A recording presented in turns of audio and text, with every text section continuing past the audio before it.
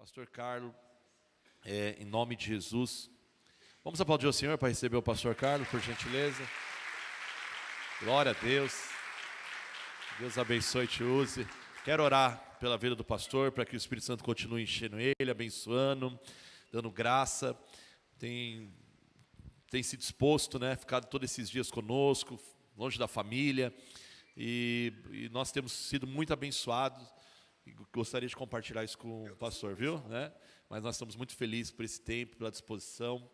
Agradecer a Fran por te liberar lá, esse tempo. Que Deus te abençoe e te use, viu? Estenda as suas mãos aqui. Senhor, nós oramos, ó Pai, pelo pastor Carlos Ribas. Peço, Pai, que o Senhor continue usando ele, assim como usou poderosamente ontem. Deus, a porção hoje é nova, Pai. Então use, Pai, o meu irmão para o louvor da Tua glória. Jesus, que a presença do Senhor, Pai, inspire ele, Pai, na palavra. E que possamos, Pai, ser cheios de Ti, Senhor. E usa a boca do meu irmão para o louvor da Tua glória. Amém, gente. Você se apresenta, fala com o pessoal. Obrigado. Glória a Deus. A graça e a paz, amém? Amém? Uma alegria estar com vocês, realmente, de fato. E eu ficaria muito mais outros dias com vocês. Estava até pensando aqui, podia passar uma semana aqui. Igreja boa demais, gente boa demais. Igreja de crente, hein? Glória a Deus. Vocês entenderam, mas está raro ultimamente, tá? Nós, os crentes de verdade, já estamos, infelizmente, o missionário sabe disso, estamos entrando em extinção. Por isso nós precisamos nos conservar assim, Aquele que está de pé, cuide para que não caia. Louvo muito a Deus por vocês. Como ele disse, sou casado com a Francine há 25 anos, somos pastores missionários também, e somos servos do Senhor há tanto tempo, e vivemos para Cristo, somos felizes de servir ao Senhor. E eu trouxe uma palavra para compartilhar com os irmãos essa manhã, que está no Evangelho de Marcos. Enquanto você vai procurando aí, Marcos capítulo 4, a partir do verso 35. Ontem nós tivemos um tempo bem precioso aqui, com os irmãos que vieram. Fico muito feliz que vocês aguentaram, é muita coisa. Eu sempre falo, o ensino, nem todo mundo tem uma mente acadêmica. A maioria de nós crentes tem a mente eclesiástica, que vai para a igreja, tem louvor, culto, oração. A palavra é 40 minutos, meia hora. Você ficar 4, 5 horas escutando, estudando, não é fácil para todo mundo, eu entendo. E vocês estão de parabéns, os que continuaram, conseguiram, prosseguiram. Os que se inscreveram em outros cursos, querem aprender mais, estão de parabéns mesmo. Também nós tivemos sexta, uma conversa com a liderança, foi muito gostoso. Na verdade, nós estamos tendo vários períodos de conversa, Sexta à tarde toda, com o William, a Kelly e os pastores. Aí, aqui à noite com os líderes. Aí ontem, todo dia... E à noite, na lanchonete, a gente ficou conversando muito, os meninos, os filhos dos pastores, cheio de dúvidas, é muito legal isso é muito legal. Eu lembro de quando eu era jovem, novo convertido, eu colava, tinha um pastor aqui de Santo André, que é o pastor Mário Juncans, que foi quem me direcionou na caminhada, era pastor da nossa igreja, ele era o líder da América Latina, da denominação que eu me converti, e me trouxe para São Paulo, enfim, e quando eu o via, os meus olhos brilhavam, porque ele era diferente, ele era um cara de São Paulo, eu era o cara do Paraná, era um jovem do Paraná, e ele pregava tão bem, era tão bonito ver ele pregar, ele era ruivo, ele tinha uma barba ruiva, ele tinha o rosto cheio de sardinha, assim, e o olho claro, e eu falava assim, eu quero ser aquilo ali, eu quero fazer o que ele está fazendo ali, eu ficava pensando, com 19 anos de idade, e hoje eu estou fazendo aquilo que ele fez, entendeu? Isso é muito legal no reino de Deus. E eu quero ser uma inspiração para esses jovens, eu quero que esses jovens queiram ser pastores, eu quero que esses jovens queiram ser ensinadores cristãos, e eu tenho certeza que Deus vai levantar muitos ensinadores aqui. Marcos capítulo 4, verso 35, amém? Vai estar aqui também, já está. Naquele dia, sendo já tarde, Jesus disse aos discípulos, vamos passar para outra margem. E eles, despedindo a multidão, o levaram assim como estava no barco, e outros barcos o seguiam. Ora, levantou-se grande temporal de vento. Isso aqui é uma informação muito importante, guarde aí no seu coração. Levantou-se grande temporal de vento, e as ondas se arremessavam contra o barco, de modo que o mesmo já estava se enchendo de água. E Jesus estava na popa, dormindo sobre o travesseiro. Os discípulos o acordaram e lhe disseram, mestre, o Senhor não se importa que pereçamos? E ele, despertando, repreendeu o vento e disse ao mar: acalme-se, fique quieto.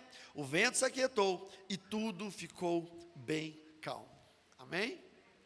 Parece que existem momentos na vida que a gente precisa tanto de descanso, e Cristo precisou de descanso. Caminhar com multidão não é fácil, irmãos. A multidão, ela suga demais a gente. Primeiro porque a multidão nem sempre é a multidão dos que querem aprender. A multidão é um aglomerado de pessoas que querem alguma coisa, mas nem sempre é aprender. A multidão, ela suga muito as energias das pessoas, porque a multidão, ela é sanguinária. O pastor perguntou para mim: em algum momento você vai dar o seu testemunho de conversão? Eu não dou testemunho de conversão, porque as pessoas, elas são muito curiosas com o que aconteceu antes de eu me converter. Eu sou de uma família que não servia a Jesus, e as multidões são assim. A maioria das pessoas que estavam ao redor de Jesus, eles queriam ver os milagres. Cristo uma vez falou isso para eles: vocês estão me seguindo porque vocês viram os pães serem multiplicados. Na igreja, infelizmente, tem muita gente assim. E chegou um momento que Cristo estava tão cansado que ele entrou no barco, e ele foi para o fundo do barco, onde tem menos movimento, porque se o barco está indo nessa direção, a ponta do barco, não é? Ela fica um pouco mais levantada, movimenta mais com a água. E ele tinha ali algumas sacas, talvez alguma coisa estava sendo carregado para o outro lado, lembrando que o mar da Galileia, o lago de Genezaré, era a rota mais óbvia de um lado para o outro, em vez de você andar circundando com os veículos da época, cavalos, carruagens, mulas, era mais fácil você ir de barco, cortava caminho, ia mais rápido. Então muitos passageiros e muitos produtos eram transportados dessa forma. E Jesus, tão cansado, ele pegou e foi lá para o fundo, e deitou e dormiu, e ficou descansando, e está tudo certo. Só que de repente, no meio do lago, um grande temporal de vento se levantou. E aqui é um fato muito importante para você entender como o mundo espiritual se movimenta. Primeiro porque, obviamente, os discípulos, não todos, mas uma boa parte deles eram pescadores. Cresceram na beira daquele mar, daquele lago, conheciam o tempo, o clima. Eu não sou pescador, mas com certeza alguém aqui é e sabe. O pescador sabe quando o peixe está bom para ser pescado, quando tem peixe ou não, que tipo de peixe pesca no sol, na chuva, de noite, de dia. O pescador sabe tudo sobre isso. O pescador, ele olha, eu conheci um senhor, eu fiz missões no Pantanal, e fiz missões nos Índios Terena, na Bolívia, e eu lembro de um pantaneiro, o nome dele era José Pé de Pau. E aí até, não tem nada a ver com a mensagem, mas é engraçado. Eu perguntei: o seu apelido é Pé de Pau porque o senhor joga mal futebol? Ele falou: não, é porque o jacaré comeu meu pé. E ele puxou, ele esculpiu. Ele pegou um galho de árvore que parecia um pé, ele achou, e ele esculpiu um pé, e ele mesmo adaptou a parte. Ele tinha um pé de pau. E aí, e foi incrível, porque ele estava botando cerca, mourões no banhado lá, e ele pisou no rabo de um filhote de um jacaré, e a mãe veio para defender o filho e arrancou o pé dele. Tem gente que está num lugar pior que você. Você está bem aqui em São Paulo. Tem gente que quer ir para um lugar pior que você. Quer ir para um espaço que odeiam, matam cristãos. Olhe para esses meninos aqui, sustentem a vida deles. E aí ele falou para mim uma coisa muito interessante. A gente estava lá conversando, e de repente veio um vento assim, que para mim foi super, eu não percebi. E ele disse: vai chover 3 da manhã. Isso era 4 da tarde. Eu falei: como é que você sabe? Esse vento aqui, dessa direção, é o vento que vem lá da cordilheira, sei das quantas, e ele traz a chuva. Sabe, isso é uma sabedoria popular, é um conhecimento que só os locais têm. E os pescadores, os discípulos de Jesus, tinham essa sabedoria, esse conhecimento. Como é que eles entram no barco, sabendo que um grande temporal de vento estava por vir? Ali era fácil de saber isso. Então esse temporal de vento não era natural. Foi uma obra do inimigo. Era uma batalha espiritual. Jesus entrou no barco e dormiu. E aí eu tenho uma percepção de que às vezes parece que Jesus está dormindo no nosso barco. Não sei se você sente isso quando você pede um socorro e o socorro não vem. Você está desesperado com uma situação e parece que você olha por todos os lados e Jesus está dormindo. Eu conheço um irmão que o filho estava doente no hospital. O irmão clamou, se ajoelhou, se jogou no chão, e Jesus não respondia. E essa é a coisa, parece que você está nesse barco e você serve Jesus, você segue Jesus, Jesus está contigo o tempo todo, mas tem um momento que ele está dormindo. E nesse momento que ele está dormindo, eu acredito que Deus fala para você assim: olha, eu confio que você consegue fazer um bom trabalho. Só que aquele temporal foi tão forte que as ondas começaram a jogar água dentro do barco. E aqui tem uma equação lógica: água dentro do barco não afunda o barco, até que a sustentabilidade seja rompida. A resistência da água, onde o barco está, ela tem um coeficiente. Se tem mais peso dentro do barco, ele rompe, ele quebra essa resistência. Quando começou a encher de água, os discípulos tirando água do jeito que dava, talvez com baldes, talvez como fosse, e a água vinha mais água, chovia mais, e vinha mais onda, e enchia mais, e eles tirando, e a guerra é essa. Quanto mais entra água, mais eu preciso tirar. Só que chega uma hora que entra mais água do que eu consigo tirar. E essa água vai se alocando, e o barco vai afundando, e os discípulos começaram a se desesperar, e começaram a ver que o barco ia afundar. E aí eles lembraram de uma coisa: tem mais um par de braços fortes aqui, que pode nos ajudar a tirar a água do barco. Só que ele está dormindo. Ninguém lembrou que Jesus era Deus. Ninguém lembrou que Jesus era o Salvador da humanidade. Ninguém lembrou quem ele era. Só que lembraram que ele era mão de obra. E esse é o problema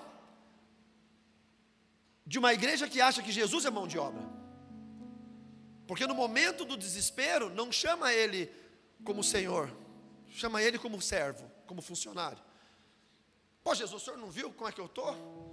Eu sou tão fiel a ti, está acontecendo isso comigo. Eu vejo gente quebrar financeiramente e desviar da igreja e da fé porque disse: eu sempre fui dizimista, por que Jesus deixou isso acontecer comigo?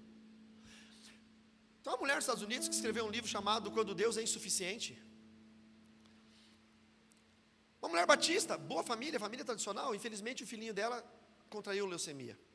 A leucemia é terrível. Nós tivemos uma ovelha na nossa igreja, dores na perna, inchaço, o médico diagnosticou com trombose, não melhorou.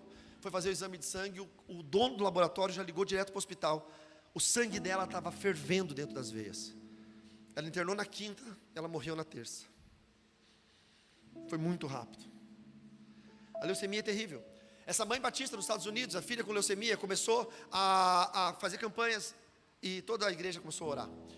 As igrejas que não eram batistas, outras igrejas começaram a orar. Pessoas de outros países começaram a orar. A campanha de oração pelo filho dela espalhou pelo mundo todo e o menino morreu. E aí ela fez um livro, Quando Deus é Insuficiente. Ela falou: eu não creio mais em Deus. Eu sou crente, eu sou filho de crente, neto de crente. Eu servia a Deus o tempo todo. Quando eu era criança eu estava na igreja. Depois, quando eu fui adolescente, eu estava na igreja, jovem na igreja. Eu fui mulher dentro da igreja, eu fui mãe dentro da igreja, eu fui líder de coral dentro da igreja. Por que Deus deixou minha filha morrer? É porque ela sempre viu Jesus como um funcionário, como um par de braços que te ajuda a tirar a água do barco quando o barco está afundando. Ela nunca viu Jesus como Senhor. E essa é uma provocação para nós nos dias de hoje, porque muitos de nós não estamos aqui para perder tudo por amor dele. Estamos aqui para ganhar alguma coisa com esse negócio. Esse negócio precisa ser lucrativo. Eu topo parar de beber, mas eu preciso ganhar algo em troca. Eu topo virar crente, mas eu preciso ganhar algo em troca. Não, meu irmão, vire crente para perder tudo que você tem, para que talvez lá na eternidade você encontre de volta aquilo que você entregou. Aquele que perde o que tem aqui, recebe lá. Aquele que morre aqui, vive lá. Não olhe para Jesus como teu funcionário. E os apóstolos, os discípulos começaram a ver que tinha ali braços fortes para o trabalho. Eles não estavam entendendo, para eles era natural. Jesus estava dormindo, porque Jesus sabia que era espiritual. De repente alguém acordou Jesus e disse: mestre, não se importa que pereçamos, não se importa que nós vamos morrer. E o texto mostra que ele não respondeu a eles. É como se Jesus olhasse para eles e fizesse assim: vocês não aprendem. Jesus ignorou Pedro, Jesus ignorou todos os outros. Jesus levantou, foi na ponta do barco, olhou para o vento e disse: vento, eu te repreendo. E olhou para o mar e falou: ei, mar, se acalma. E na mesma hora o vento parou e o mar se acalmou. Sabe qual é o grande problema?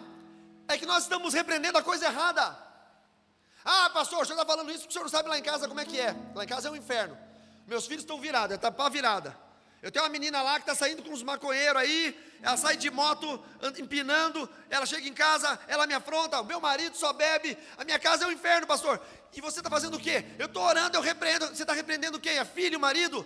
Jesus não repreendeu o mar, Jesus repreendeu o vento. Porque não era físico o problema era invisível. Quando você repreende a causa, os problemas param. Você não precisa lutar contra o mar é uma bênção. O mar era o sustento daquele povo, o mar era o meio mais rápido de transporte, o mar era a vida de todo aquele povo ao redor de Genezaré. O mar era uma bênção. O problema não era o mar, o problema era o vento que estava soprando sobre o mar. Teu casamento é uma bênção, teu marido é uma bênção, teus filhos são uma bênção, teu trabalho é uma bênção, teu corpo, tua saúde é uma bênção. O problema não é o que está acontecendo com você, é o vento invisível que está soprando sobre isso. E tem gente que está lutando contra a casa, lutando contra o casamento, lutando contra o corpo, contra a saúde, está lutando contra o emprego. Meu irmão, começa a lutar contra o que é invisível, não contra o que os seus olhos conseguem enxergar. Os discípulos estavam lutando contra o que era visível, contra aquilo que os olhos deles via, que era o mar enchendo o barco. E Jesus repreendeu aquilo que os olhos não conseguem ver, o vento. A questão é que a gente luta batalhas invisíveis. A nossa luta não é contra carne e sangue. A nossa luta não é contra o namorado da sua filha, a namorada do seu filho, o seu patrão que te persegue. A nossa luta não é contra a conta bancária que está negativa. A nossa luta não é contra o vizinho, o macumbeiro que te incomoda.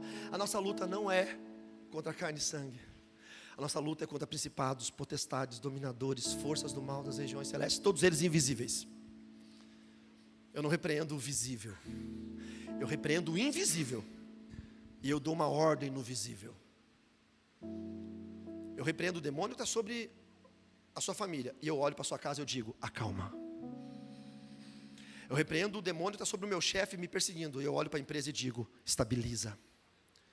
Eu repreendo o demônio que quer tirar o meu filho da presença do Senhor. Eu olho para os meus filhos e eu coloco as mãos sobre eles e eu digo, vocês são abençoados. Quantas foram as vezes que a minha esposa passou a madrugada inteira de joelhos, orando na cama do meu filho, dizendo, eu te envio para as nações, meu filho. Só que meu filho tinha 6 meses de vida. Quando ele fez 18 anos, ele foi para Jocum de Curitiba, foi fazer missões, foi da geração Compromisso da MPC.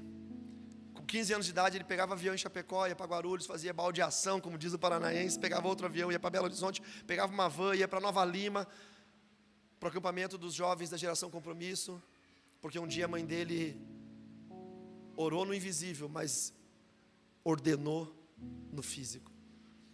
O problema não é o que você passa aqui, meu irmão, o problema é o que tem depois daqui. Aqui a gente está num ambiente bem seguro. Estou com meu amigo William aqui, eu sou Pedro, ele é Jesus. Eu estou bem seguro, por mais que ele está ali no cantinho, eu estou vendo Jesus. O problema não é quando você está vendo Jesus, o problema é quando você não está mais vendo Jesus. Aqui que mora o perigo. Porque essa história toda ela acontece por um motivo. Vire a página da sua Bíblia, vá no capítulo 5 de Marcos.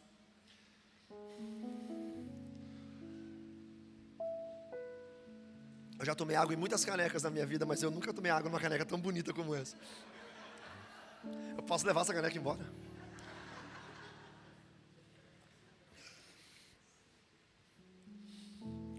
Eu estou imaginando meu cafezinho expresso caindo aqui assim, ó.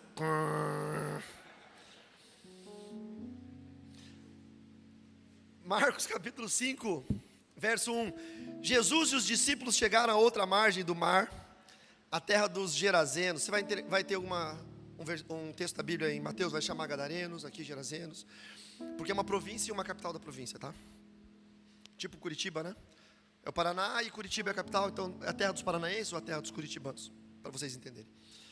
Ao desembarcar, logo um homem possuído de um espírito imundo veio dos túmulos ao encontro de Jesus. Esse homem vivia nos túmulos e ninguém podia prendê-lo, nem mesmo com correntes. O outro texto diz que ele se feria com pedras. O outro texto diz que ele gritava, uivava a noite toda, que assustava aquela província toda. E o outro texto dizia que ele andava nu. Ele se acorrentava e ele quebrava as próprias correntes. Porque tendo sido, vivia entre os túmulos e ninguém mesmo podia prendê-lo, nem com correntes. E não são correntes como essas que a gente tem na casa da avó, no vasinho de samambaia, aquela correntezinha de hoje em dia, que você faz assim, ela arrebenta. Isso aqui é uma corrente de ferro fundido. Não é uma força humana. Porque tendo sido muitas vezes preso com correntes e cadeias, as cadeias foram quebradas por ele e as correntes foram despedaçadas. E ninguém conseguia dominá-lo. Andava sempre de noite e de dia gritando entre os túmulos e pelos montes, ferindo-se com pedras. Quando de longe viu Jesus, correu e prostrou-se diante dele, gritando em alta voz: o que você quer comigo, Jesus, Filho do Deus Altíssimo? Peço que não me atormentes. Irmão, eu não sei qual foi a ordem de descida do barco. A Bíblia não fala, mas é fato que tinha ali pelo menos 12, 13, talvez o barqueiro, 14 pessoas. Eu não sei quem desceu primeiro, quem desceu depois. O fato é que quando esse demônio viu Jesus, ele se prostrou. Pode ter descido primeiro Pedro, João, todos eles foram descendo, Felipe está descendo, o barqueiro desceu, e o demônio está lá no canto, escondido, olhando para aquela turma descendo, e ele não fez nada. Quando Jesus desceu, ele veio correndo e se ajoelhou. Sabe qual é a minha experiência com batalha espiritual? É que o demônio, quando se ajoelha, é porque ele já foi vencido. O demônio, quando se ajoelhou, é porque ele está rendido. Mas Jesus não falou nada, esse demônio já veio, claro, esse demônio era o vento que estava soprando no mar. Esse demônio era aquele vento sobrenatural, aquela grande tempestade que estava tentando tirar a fé daqueles homens, estava tentando, talvez, afundar o barco, quem sabe, matar Jesus antes da cruz. Se o demônio mata Jesus antes da cruz, o inferno venceu. Nós não estaríamos aqui hoje. Então havia uma batalha acontecendo, e quando Jesus repreendeu o vento, repreendeu o invisível, Jesus estava repreendendo o demônio da província que ele estava chegando. Imagine você, a estrutura, a arquitetura infernal em Gadara. Um demônio territorialista, super poderoso, ninguém consegue dominar, acorrentam ele, ele quebra as correntes, ele é o dono daquela região, e todos os demônios que estão junto com ele avisam, Jesus, o Criador, está vindo para cá. Eles não vão ficar sem fazer nada, eles não vão deixar Jesus chegar, eles vão lutar com todas as forças para tentar impedir. Primeira tentativa, nós vamos colocar medo e fazer eles retornar, e se a gente não conseguir, nós vamos tentar afundar esse barco. É assim que o diabo faz. Eu estava andando no shopping uma vez com meu filho, e tinha um tapume assim, e no tapume não tinha marca de loja, mas estava escrito assim, aqui em breve, uma grande novidade. E aí eu chamei meu filho e falei, Mateus, vem aqui, vou te ensinar um negócio. Coloca o ouvido aqui. Aí ele colocou o ouvido. Eu falei, o que você está ouvindo aqui, filho? Eu ouço batidas, eu ouço barulho de máquinas. O que você acha com esse barulho, o que está acontecendo aqui dentro? Olha, pai, ele tinha 5 anos, 6 anos. Ele falou, pai, eu acho que estão construindo alguma coisa aqui dentro. Eu falei, eu sei que estão construindo. Mas o que estão construindo, filho? Ele falou, eu não sei. Analisa, filho. Ele com 6 anos ficou olhando o tapume, e ele leu assim, aqui em breve uma grande novidade. Ele ficou olhando. Aí meu filho é muito esperto, ele falou, essa cor aqui não é cor de alguma marca que eu conheço. Ficou, sabe, criança, divagando nos pensamentos. E ele falou, por fim, pai, eu não sei o que vão construir aqui. Eu falei, você conclui o quê? Ele falou, eu concluo que algo vai ser construído, mas eu não sei o que vai ser, eu preciso esperar a inauguração. Eu falei, na vida espiritual é assim, filho. O diabo não sabe o nosso futuro, mas o diabo sabe que Deus está construindo alguma coisa. O diabo vê que Deus está fazendo alguma coisa no seu futuro, e o diabo não sabe o que é, ele fica doido. E ele tenta impedir você de chegar lá. E ele tenta colocar medo, ele tenta fazer soprar vento no mar, e fazer tempestades para você desistir.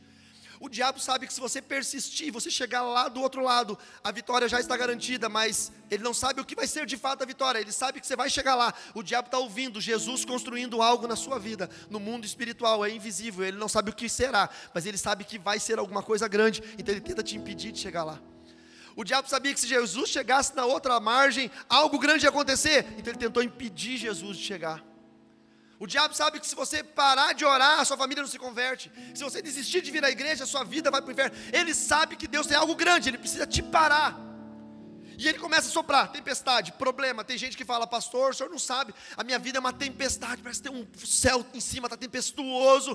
E eu digo, isso é muito bom por quê, pastor? Eu estou sofrendo, claro que é muito bom, porque o diabo só ataca quem ele teme. Quem o diabo não teme, ele não ataca. Quem o diabo não tem medo, o diabo vira amigo. Chega aquele irmão, sabe, não sei se aqui na igreja tem aqueles irmãos nuvenzinha. Você sabe o que é o irmão nuvenzinha? É tipo assim, é o irmão que entra na igreja, parece ter uma nuvem em cima dele, cheia de raio assim. O cara, ele é negativo, ele é terrível. A gente foi colocar ar-condicionado na igreja, daí eu falei, irmão, nós vamos colocar ar-condicionado na igreja. Daí o irmão levantou a mão e falou assim, nós não temos dinheiro para pagar isso. Eu falei, para com isso, irmão, a gente vai conseguir, Deus vai mandar. Daí ele falou, a rede elétrica não suporta. Falei, irmão, pelo amor de Deus, tenha fé. Sabe, eu nuvenzinha. Uma vez eu orei com uma senhora, a senhora estava doente, a senhora foi curada. E ela voltou e sentou no banco, o irmão olhou para ela e falou assim, quando esfriar, você vai ver. Aí eu apelidei ele carinhosamente de nuvenzinha, porque parece que ele vem com uma nuvem preta em cima dele, soltando raio nele, sabe? Tem gente assim aqui? Tem, né? Tá, não fala. Vai que ele está do teu lado. Dá uma olhadinha assim, de rabo de olho, assim, ó. Vai que ele é o cara do seu lado aí. Repreende em nome de Jesus.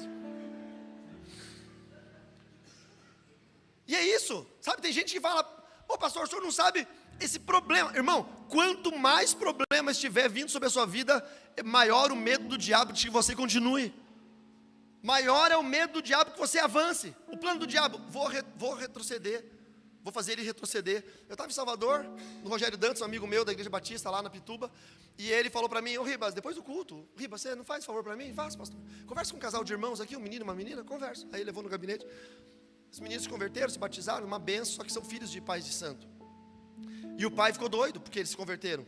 E o pai começou a fazer chantagem emocional. E eles não cederam à chantagem emocional do pai. E o pai começou a fazer ameaças. Eles não cederam às ameaças. Sabe o que o pai estava fazendo? O pai estava ficando louco.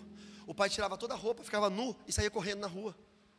E as pessoas paravam o pai para interditar, para chamar o SAMU. E o pai falava, eu estou assim porque os meus filhos viraram evangélicos. Enquanto os meus filhos forem evangélicos, eu vou correr nu pela rua. E os meninos estavam decididos a abandonar a fé e voltar para o candomblé, porque os pais estavam loucos. É o diabo soprando um vento sobre aquele mar, fazendo os meninos retrocederem. E eu falei para os meninos, vocês têm uma decisão muito séria a ser tomada. Se vocês retrocederem, tanto vocês quanto seus pais vão morrer e vão para o inferno. Mas se vocês continuarem, vocês vão ver os seus pais libertos pelo poder do nome de Jesus. O problema não é o que está acontecendo agora na sua vida, meu irmão. O problema é o que está acontecendo quando você chegar do outro lado do lago. Você está aqui na igreja, mas quando você chegar na sua casa, os demônios estarão ajoelhados, prostrados. Você que é mulher, que seu marido não é crente, quando você chegar na sua casa hoje, minha irmã, o demônio que está fazendo seu marido ser um ímpio vai estar prostrado, vencido, derrotado pelo poder do nome de Jesus. Você que é criança, jovem, adolescente, que veio para a igreja porque os pais não são crentes, os seus pais serão convertidos, porque os demônios estão sendo vencidos aqui. Todas as vezes que você está no barco com Jesus, tem uma batalha sendo vencida, invisível, mas ela é real, e está sendo vencida pelo poder do nome do Senhor Jesus. Você pode glorificar a Deus por isso? Você pode aplaudir ao Senhor? Coisas estranhas acontecem. O demônio chegou e falou, na tradução, no livro de Mateus, capítulo 8, que é o texto paralelo a esse, no verso 29, diz assim, eis que os demônios gritaram, o que você quer conosco, filho de Deus? Você veio aqui nos atormentar antes do tempo. Pararam para pensar nisso? O demônio tinha uma agenda, uma programação, ele estava esperando que isso um dia iria acontecer. O demônio não é bobo, irmão. O demônio falou assim, poxa, Jesus está andando pela Galileia, Jesus está passeando para lá e para cá, um dia ele vai passar aqui, a gente tem que estar preparado.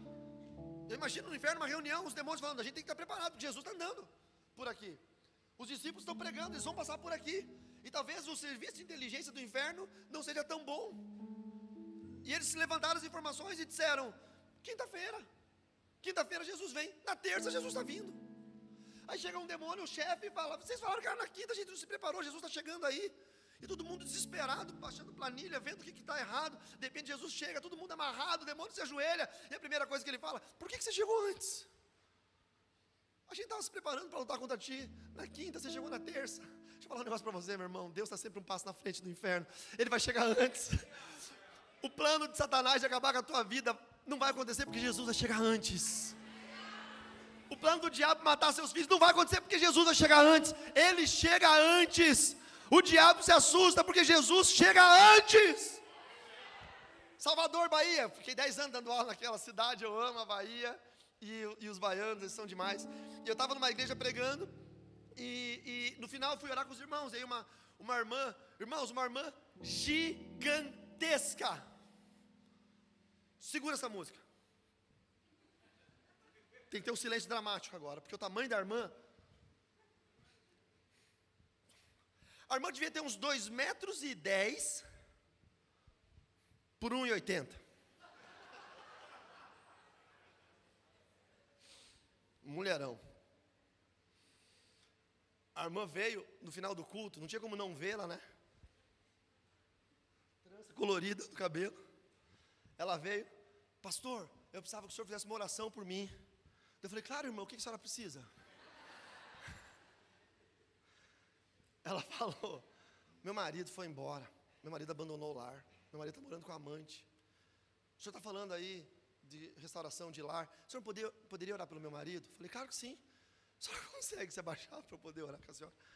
Ela se ajoelhou, ela ajoelhada, ela ainda era mais alta do que eu. Ela ajoelhada, eu orei assim, Senhor, essa irmã. Eu sou batista. Deus não dá revelação para batista, Deus dá revelação para assembleano. Quando um batista tem uma visão, é porque o mundo está acabando. Porque Deus manda as visões tudo para os irmãos da Deus e Amor, da Assembleia de Deus, da Só Senhor é Deus, para aquela galera. Quando Deus começa a dar visão para Batista, tradicional, porque o negócio os 4 cavaleiros do Apocalipse estão ali na esquina afiando o casco para entrar. Eu botei a mão na cabeça da irmã, eu tive uma visão. Só que às vezes a visão profética, ela tem distorções, você tem que meio que interpretar. Eu vi um homenzinho, mas desse tamanho. Um mini homenzinho. Coisa mais lindinha, magrinho, pequenininho, calça jeans, uma camisa de botão. Dentro da calça, um bigodinho. Tipo o bigodinho do baterista. Um bigodinho. Não, é bonito.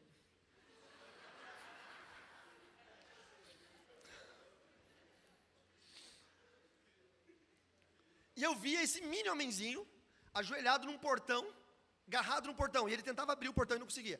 E o detalhe da minha visão foi que o trinco do portão era como um S.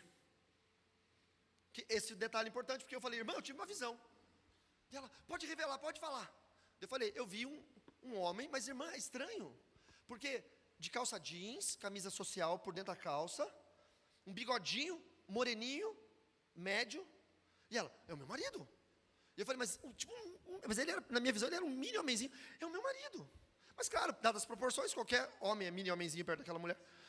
E eu falei, e ele está agarrado num portão e o trinco em forma de S. Ele está chorando ajoelhado, tentando abrir o portão, ele não consegue. E ela falou, é o portão da minha casa. Porque quando ele saiu de casa, eu fui orientado a trocar a fechadura. Eu troquei o miolo da fechadura e a chave dele não abre mais. Falei, irmã, corre para casa, teu marido está lá te esperando. E ela correu para casa, foi numa sexta-feira, eu estava numa campanha, sexta, sábado, domingo na igreja. Aí no sábado eu estou na igreja, no altar para pregar, para tentar ver, a irmã não estava na igreja, era fácil de encontrar a irmã na igreja, ela ocupa 3 cadeiras. De repente vem ela, de mão dada com o marido. É coisa, meu, como Deus é lindo, irmãos, coisa mais linda, ela segurando a mão do marido assim. Não, é verdade, andando assim, ó. O marido assim, ó. Não, eu estou falando sério. Não, irmãos, por favor, é uma família. Ele tinha 1,48 m. Se for medir em sanduíche do Subway, são quase 5 sanduíches do Subway. Empilhado. 1,48 m. E ela 2,10 m. Eu entendi porque ele foi embora de casa. Ele não aguentou. Ele estava endemoniado. E estava bêbado, e brigou com a amante. E a amante tocou ele de casa, jogou as roupas dele na rua. Eu não sei porque eu te aceitei, seu traste. Ele saiu bêbado na cidade baixa de Salvador, no bairro de Paripe. E lá tem uma igreja a cada 30 metros, mini igrejinhas com 5 pessoas, 6 pessoas, 7 pessoas. E obreiro na porta, passa um bêbado, cata e joga dentro da igreja. Ele passou e ficou na porta. E aí o obreiro falou, o senhor, entra, ouviu uma palavra? E ele, ex-crente, eu conheço a palavra de capa a capa. E o bêbado falou, que bom, então o senhor conhece? Entra, por favor. Eu não preciso, eu até pregador eu já fui. Mas que ótimo, então senta aqui. E ele sentou. E é fácil para o pregador de uma igreja com 7 pessoas profetizar para o visitante, porque ele sabe quem é o visitante. Mas o pregador olhou para aquele bêbado e falou assim, senhor, vem aqui, por favor, eu tenho uma palavra para dar para o senhor. E aí o bêbado foi, com resistência, o obreiro deu aquela forçadinha, ele foi, e o pregador disse, a sua esposa está nesse exato momento em um culto, orando por você. E Deus está me dando uma revelação. Volta para a tua casa, porque nessa noite é a noite de libertação. E orou com ele, ele manifestou demônios, os demônios saíram e o álcool saiu. E ele correu para casa, e ele chegou lá, botou a chave, não conseguiu abrir, e ajoelhou e começou a chorar. E essa foi a visão que eu tive. E a mulher voltou, e encontrou, e Deus restaurou uma... Veja! Quanto essa mulher orou por esse homem bêbado, desviado dentro de casa, adúltero, nada resolveu. Mas quando a gente repreendeu o invisível, e ela chegou na casa dela, os demônios já estavam vencidos pelo poder do nome de Jesus. Eu não sei o quanto você crê nessa palavra, irmãos, mas eu queria orar por você nessa manhã. Eu queria orar pelas suas dores, pelas suas tristezas, pelas suas angústias. Eu queria orar pelo mini homenzinho que está morando dentro do seu coração, que não se converteu ainda. Quando eu fui orar com eles, foi tão legal. Eu vi aquele casal no final do culto, eu abracei elas. Eu peguei ele e falei assim, sabe aqui, tá? Eu tive uma hora com você. Aí ele subiu aqui assim. Eu fiquei assim, que bonitinho. Bate aqui.